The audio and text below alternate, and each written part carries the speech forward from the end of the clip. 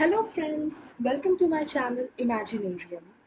Guys, this is going to be really fun with study, and I'm going to bring you a lot of videos on different chapters and topics and different subjects I will be covering. Basically, I'm going to cover the polity videos, entire Lakshmikant book, and then I will be covering the history subject. In that, I will be covering the spectrum. Later on, I will see like which all videos or which all topics I can cover.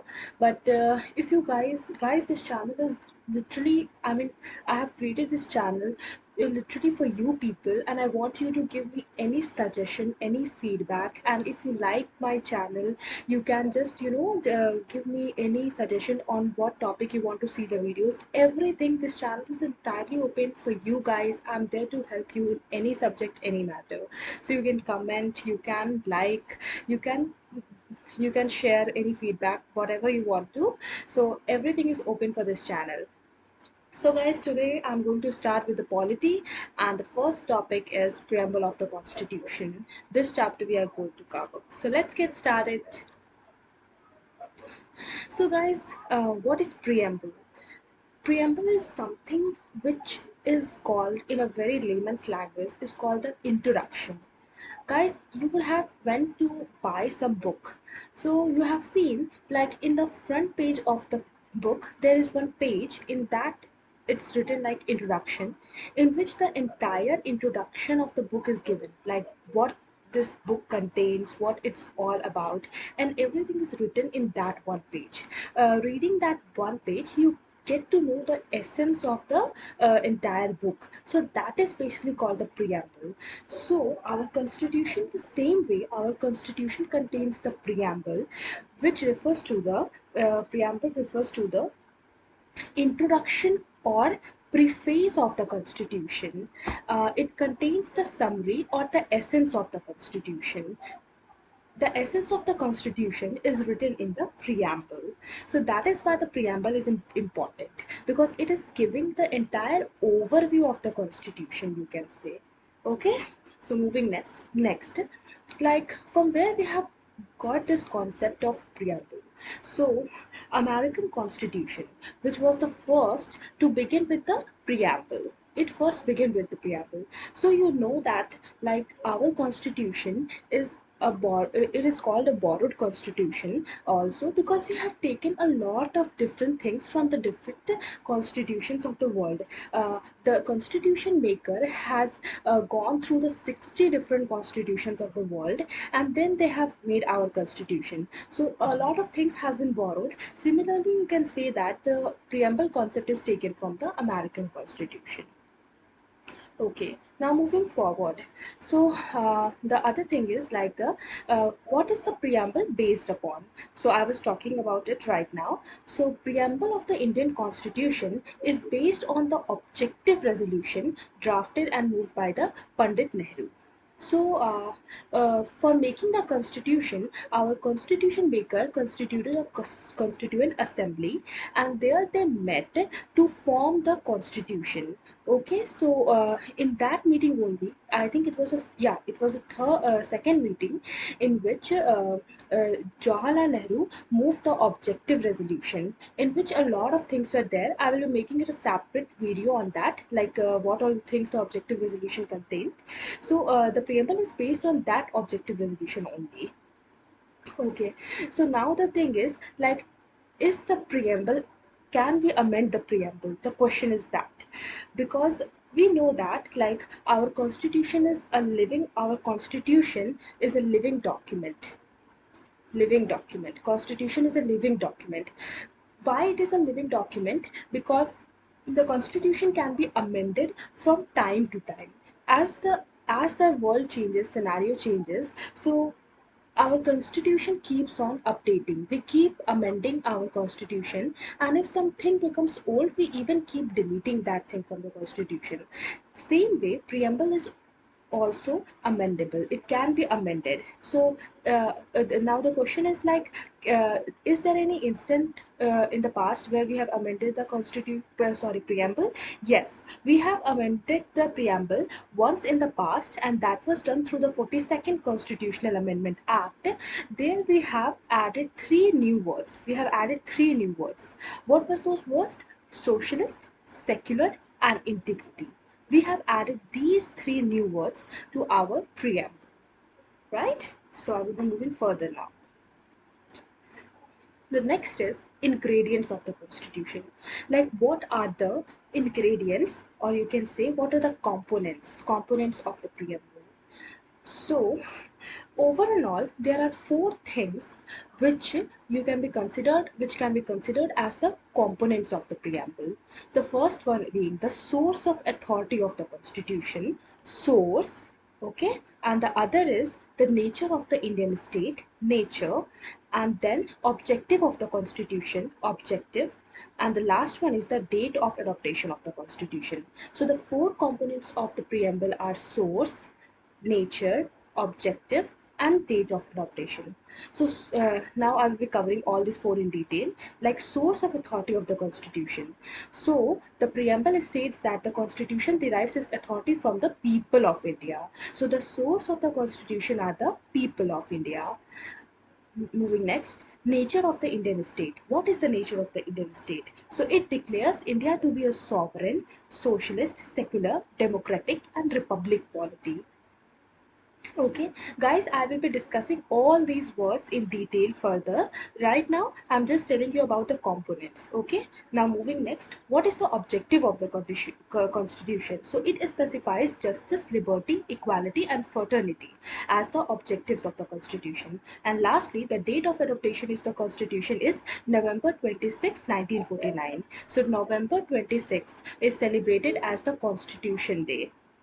Now moving next, the keywords of the preamble. So right now I was talking about all these things. So there are a few keywords in our preamble like sovereignty, sovereign, socialist, secular, democratic, republic, justice, liberty, equality, fraternity. These are the basic main keywords of our preamble. So what are these keywords? Like, what does that mean? What are the why they are there in the preamble? Now we are going to cover every a keyword in detail. Okay. So the first one is the sovereign. So what does the sovereign mean? Like, what is sovereign? So, so India is a sovereign country. You might have heard this statement. So what is that? India is neither a dependency nor a dominion on any other nation, but an independent state, no authority above it. It's free to conduct its own affairs.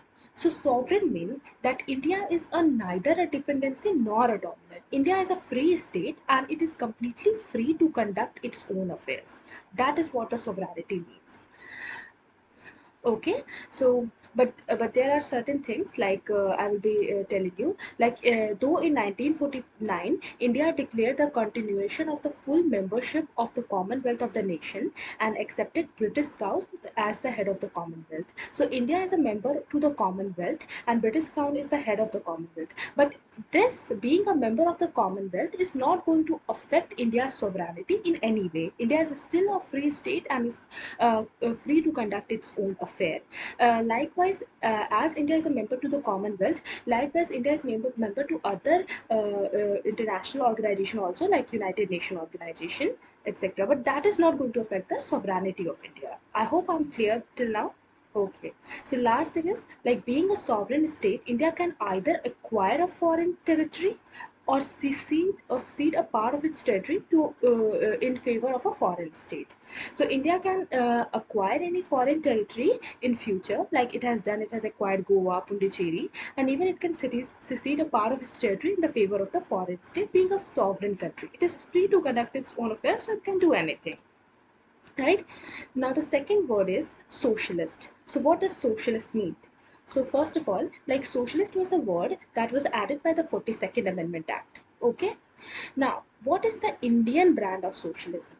So socialism is of two types. One is the democratic socialism and the other is the communistic socialism. So in the communistic socialism, which is also known as the state socialism. So what happens in that? In communistic socialism, all means of production and distribution it involves the nationalization of all means of production and distribution and abolition of the private property. Like here, everything is nationalized and private things are being completely abolished. This is the communist socialism, communist brand of socialism. But do we have such kind of thing in India? You can think about it. No, we don't have, because we even have private things in India. So we are not following communist brand of socialism. India follow democratic socialism. What does that mean? That we have a mixed economy in which both public and the private sector coexist. So here public as well as private sector both coexist. So this is what socialist means. So Indian brand of socialism is the democratic socialism. Now, the third keyword is secular. So, what does secular means? We always say that India is a secular country. So, the Indian constitution embodies the positive concept of the secularism. India has the positive concept of secularism. What does that mean? I will be explaining it now. We Here it says that all religions in our country, irrespective of their strength, have the same status and support from the state.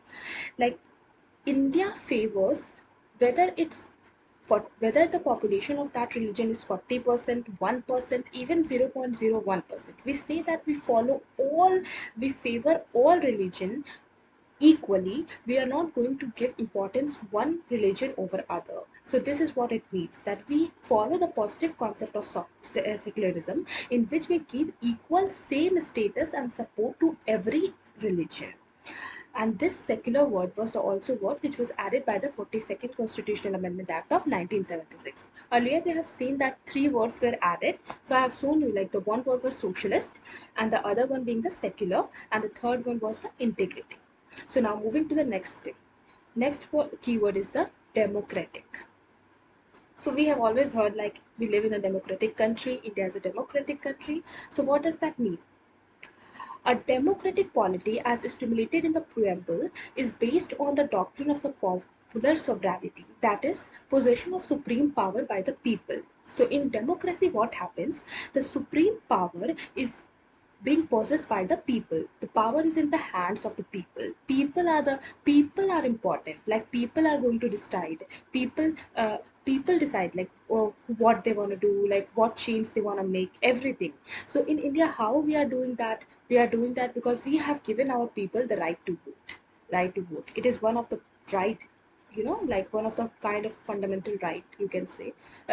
Sorry, it's not a fundamental right, but one of the very most important right of the people of India. So we have given this power to people through the right to vote. So people are the supreme who decide.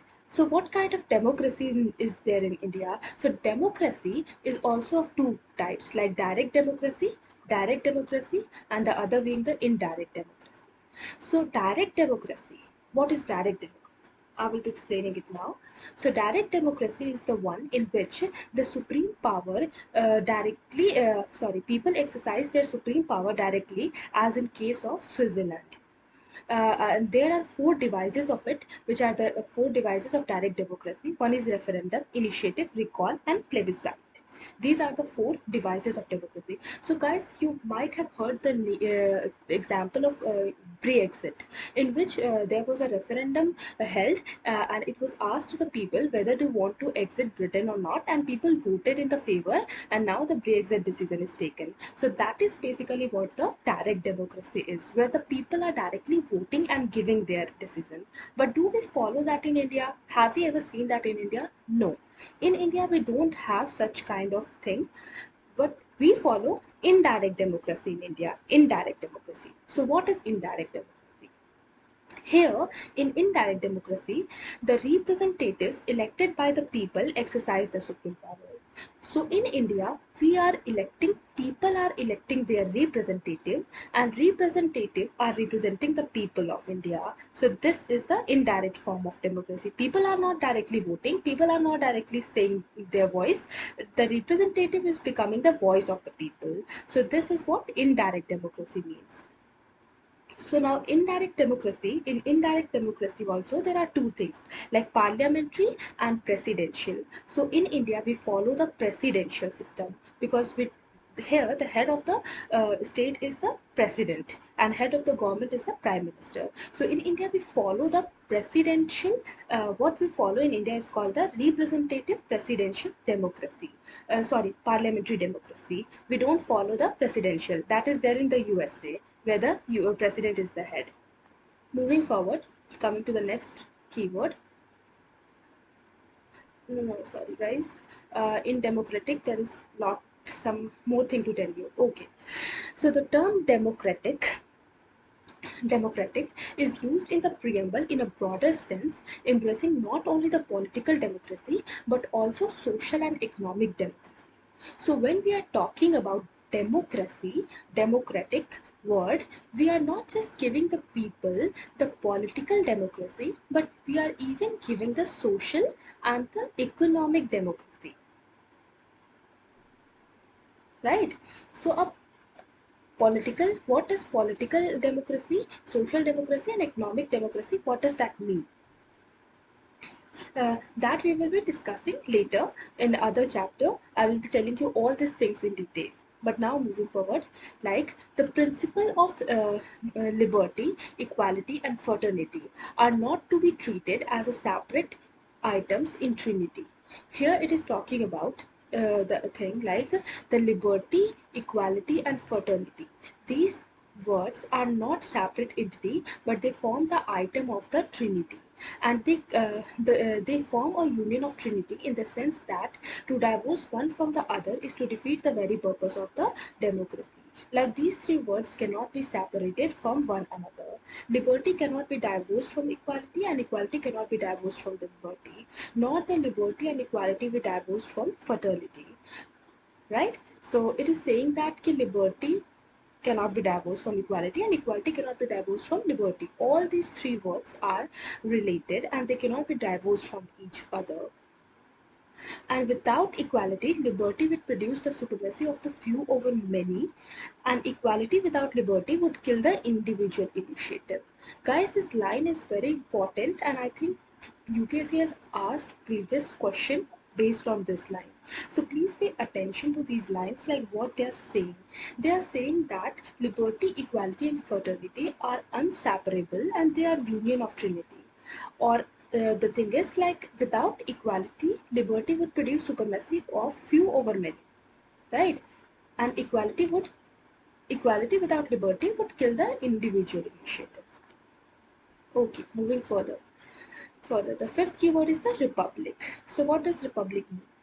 A democratic polity can be classified into two categories: monarchy and republic. Okay? So in a monarchy, the head of the state is the king and the queen, which enjoys the hereditary position. So do we have this kind of system, monarchy system in India? No. Our our head of the state is not the king or the queen. So we are following the republican system in India. He comes into the office through the succession. Example, Britain में जो होता है, Britain, right? In republic में क्या होता है? So in a republic, on the other hand, the head of the state is always elected directly or indirectly for a fixed period. Example, in USA. So in a republic, the head of the state is not coming through the hereditary position, but it is coming through the elected by the people either directly or indirectly. Therefore, the term republic in our preamble indicates that India has elected head called the president. He is elected indirectly for a fixed period of the 5 years. So why indirectly? Because we are not holding any direct election where people are voting for the president. President का we all know that like president का जो election होता है that is indirect, and that is जो लोकसभा राज्यसभा के members होते हैं they elect the presidents. So that election is indirect. So that's why we follow the indirect presidential election.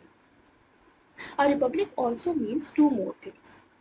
What are those two things? Okay, I will be telling it right now. So one, vesting of the political sovereignty in the people and not in a single individual like a king. Here it's saying that republic also means two things. The one of them is like political sovereignty is being vested not in any single hand but in the hands of the people of India, like Britain, where it is being handed to the king or the queen. We are not following that. We are giving it in the hands of the people. And the second is the absence of any privileged class and hence all the public office being open to the every citizen without any discrimination. Okay, so all the public offices are being open to every citizen of India without any discrimination. Now moving further, the sixth keyword. The sixth keyword is justice. So what does this justice means? The term justice in the preamble impresses three distinct forms. Justice has three distinct forms: social justice, economic justice, we are talking about, and political justice. So social justice, what does that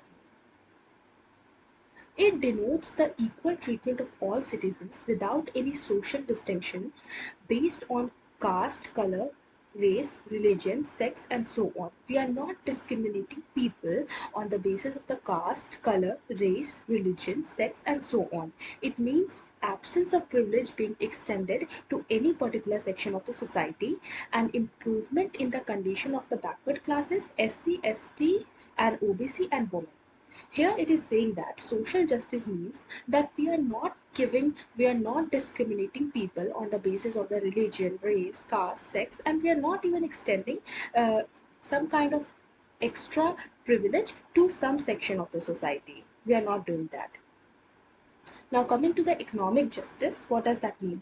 It denotes the non-discrimination between people on the basis of the economic factors. It involves the elimination of the glaring inequalities in wealth, income, and property.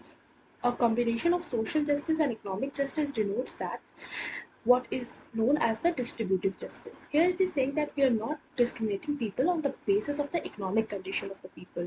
People are not being discriminated on the basis of their economic condition. The last one is the political justice. It says implies that all citizens should have equal political rights, equal access to all the political offices, and equal voice in the government. It is irrespective of the whether the citizen is rich or poor. It is irrespective of that. All people have equal right, equal voice in the political system. And how this right is given? Through the right to the vote. Now, the last is saying that the idea of social, economic, and political justice, the idea of justice, social, economic, and political, it has been taken from the Russian Revolution. Okay, so remember this, guys. Now, moving to the seventh keyword. The seventh keyword is liberty. So, what does liberty mean? The term liberty means the absence of restraint on the activities of the individuals and at the same time providing opportunity for the development of the individual personality. Liberty means that absence of restraint. We are not restricting people on the activities of the individuals. We are not like people are free to do whatever they want to. There is absence of restraint, and we are giving opportunities to people to develop their individual personality. But there are certain conditions. Like, like, are people literally free to do whatever they want to? I'm coming to that thing now. The preamble secures to all citizens of India liberty of thought, expression, belief, faith, and worship through their fundamental rights enforceable in the court of law in case of violation. So preamble has given the people liberty of thought, expression, belief, faith, and worship. However, liberty does not mean license to do what one likes. This is what I was talking about. Liberty, we have given liberty to our people, but it doesn't mean that people can do whatever one likes. So you might have heard one quotation which says that great power comes with great responsibility. Similarly, we have given liberty to our people, but there are certain conditions to that. So liberty does not means license to whatever one likes and has to be enjoyed within some limitations mentioned in the constitution itself. So on the one hand, the constitution is giving us liberty, but on the other hand, the constitution is also placing certain restrictions, limitations through which this liberty has to be enjoyed, right? Now further, moving further, the liberty conceived by the preamble or the fundamental rights is not absolute but qualified. So you can say that the liberty given by our constitution is not absolute but it's qualified because it is not a complete liberty. So the ideas of the liberty, equality and fraternity in our preamble is taken from the French Revolution. So right now you have seen like these three words: justice, social, economic and political. This is taken from the Russian Revolution. And liberty, these three: Trinity, liberty, equality and fraternity, it is taken from the French Revolution. Now moving forward to the next keyword, like equality. Okay, equality. So what does that mean? The term equality means the absence of a special privilege to any section of the society and the provision of adequate opportunity for all individuals without any discrimination. So equality means absence of privilege to any section and equal opportunity for all individuals without any discrimination. The preamble secures to all citizens of India equality of status and opportunity. So preamble has secured equality of status and opportunity. This provision embraces three dimensions of equality. Equality, three dimensions. What three are the dimensions? Like civic, political and economic. We are talking about equality. So equality in civic, political and economic thing. So what are the civic things? Civic things. So civic things is talking about equality before the law, provision on the discrimination on the ground of religion, race, caste, sex and place of birth, equality of opportunity in the matter of the public employment, abolition of untouchability, abolition of title. These come under the civic equality. Now moving forward to political equality. So political equality, there are two things. The one is no person is to be declared ineligible for inclusion in electoral on grounds of the religion, race, caste and sex. Like we cannot discriminate people, or we cannot say that people is not getting included to the electoral process, or we cannot discriminate on the basis of the religion. Like everybody has that right. And the second is the election to the Lok Sabha and the state assembly to be on the basis of the adult suffrage. Like elections will be based on the adult suffrage.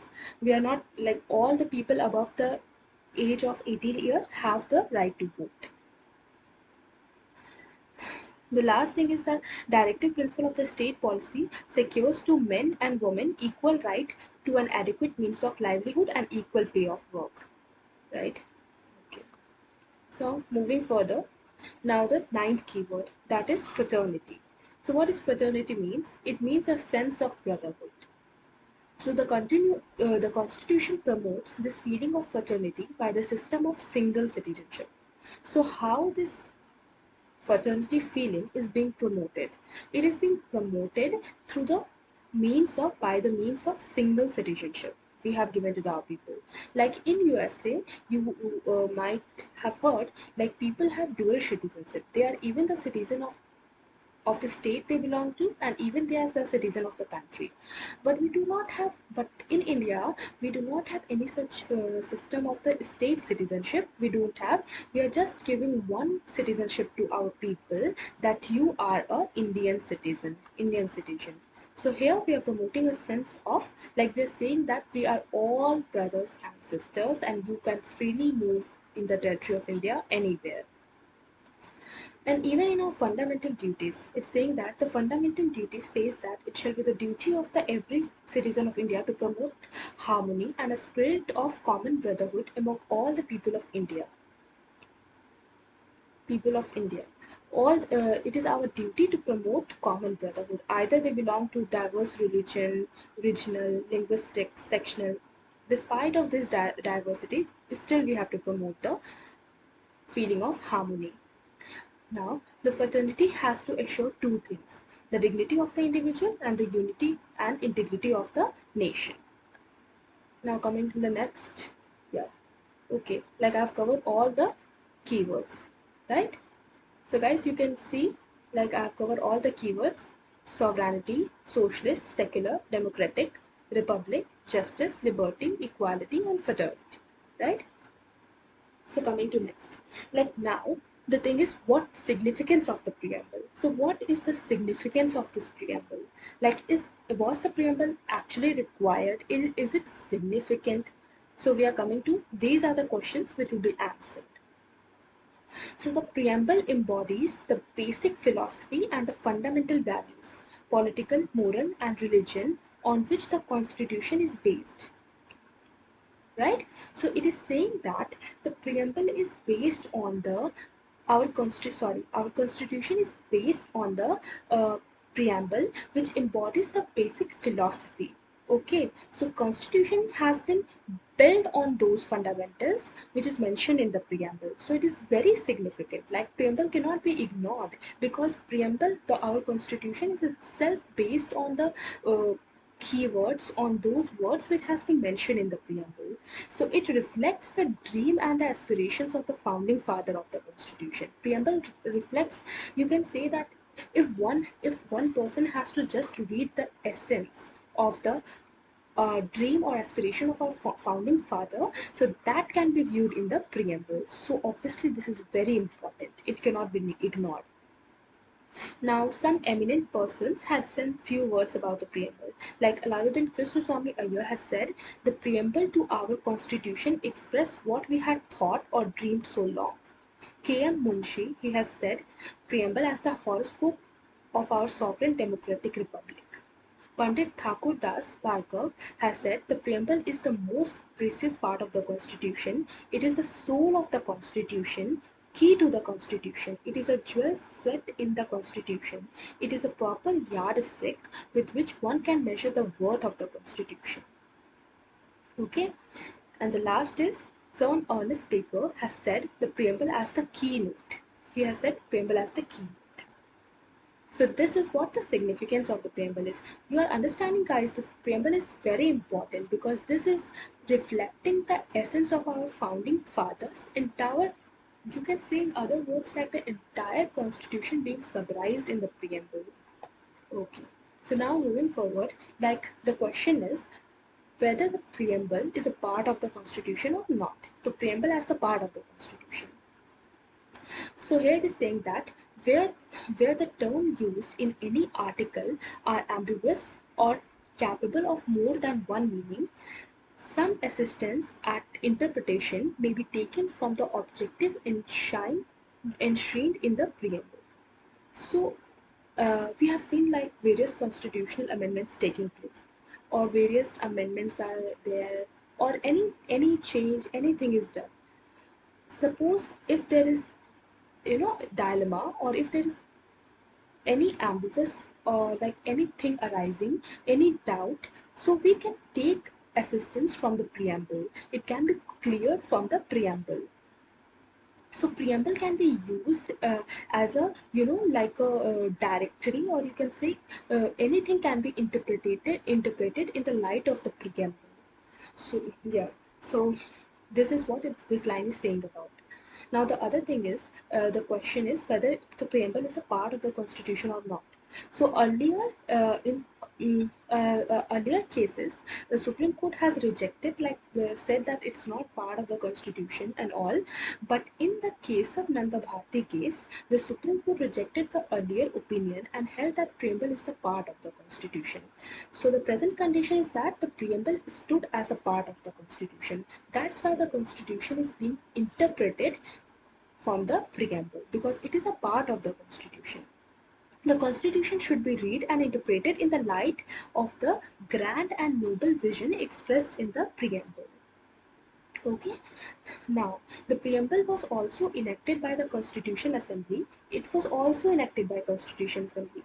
Like, for forming the constitution, we have formed a Constitution Assembly. Which met from time to time and formed the constitution. Similarly, preamble is also being enacted by the Constitution Assembly. But after the rest of the constitution was already enacted, preamble was formed. Once the constitution was formed, then preamble was formed. And the reason for inserting the preamble at the end was to ensure that it was in the conformity with the Constitution as adopted by the Constitutional Assembly. So, what was the reason that preamble was being adopted or constituted at the end after forming the Constitution? To make sure that it is in uniformity with the Constituent. That's why it's being done. So I told you, like, the current opinion held by the Supreme Court that the preamble is the part of the Constitution. Here, two things are also to be noted and that are important. What's that? The preamble is neither a source of power to the legislature nor a provision upon the power of the legislature. And the other is, it is not justiciable, that is, its provision are not enforceable in the court of law. So, two things has to be noted. The one is preamble is not a source of power to the legislature. It is not a source of power, and it is non-justiciable. Like our fundamental rights, which are justiciable in nature, if it's been violated, you can go to the Supreme Court for their enforcement. But the preamble is non-justiciable in nature, like our directive principle of the state policy. They are not enforceable in a court of law. So guys, now I'm coming to the concluding part of this chapter. Here it's saying that the Supreme Court, however, held that preamble is a part of the Constitution. I told you, like, it is a part of the Constitution. The present condition is that the preamble is considered a part of the Constitution, and the preamble can be amended. Like the second question was, can be amended? So yes, we can amend the preamble, subject to the condition that no amendment is done to the basic feature. So the present condition is that preamble can be amended, but the condition is we should not amend the basic feature of the Constitution. So what are the basic feature of the Constitution, guys? I will be telling you this thing in the next chapter. There is one particular chapter about the basic features. I will be covering this in that thing. So right now you should understand that preamble can be amended, but that should not affect the basic feature of the Constitution. And the last is, like, preamble has been amended so far only once by the 42nd Constitutional Amendment Act, and three new words, social, secular and integrity, was added to that. So guys, I hope that I was able to explain you the preamble very well, and still you have any doubt, any query, or you want to give any feedback, you have any suggestions, I am completely open to your suggestion, your views. You can comment and you can write. And thank you guys for watching, and I hope I will be coming very soon with my next video. Thanks for watching. Thank you.